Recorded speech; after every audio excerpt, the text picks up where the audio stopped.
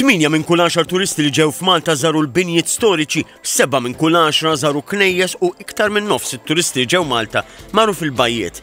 Dan jirriżulta mill-istħarriġ li l-Awtorità Maltija t-Turiżmu għamlet dwar it-turisti li żaru Malta is-sena l-oħra.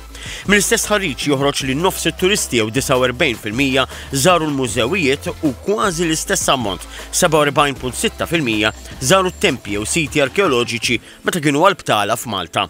Ma' TVM News il-kap eżekuttiv tal-MTA Carlo Micallef fisser ir-raġunijiet li waslu għal dawn iċ-ċifri.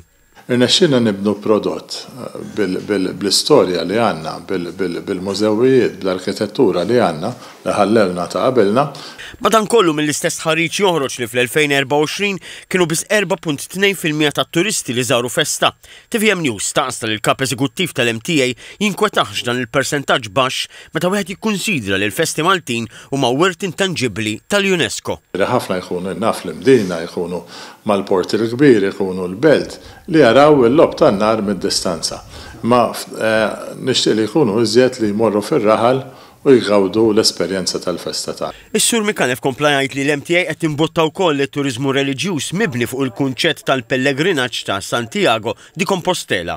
Għandna l-Kamino ta' Malta li marbuta mal-turiżmu reliġjuż tagħna li inti żżur siti reliġjużi tagħna u timxi din il-mixja li tgawdi l-kampanja Maltija.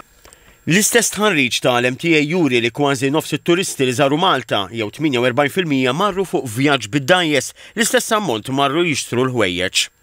Ħaġa li qiegħda tikber ħafna wkoll huwa l-interess fil-gastronomija tagħna u fl-imbejjed tagħna li aħna qegħdin nippromovuhom għax it-turista llum qed jifittex esperjenza.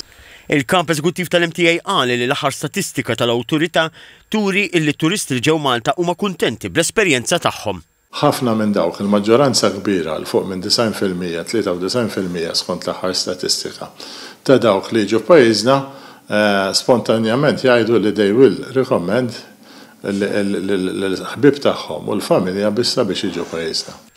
Mistoqsijin jekk l-esperjenza tagħhom f'Malta laħqitx l-aspettattivi tagħhom, kważi 2/3 minnhom jew 64.7% wieġbu fil-pożittiv u inqas minn terz jew 28.5% qalu li Malta qabżet l-aspettattivi tagħhom.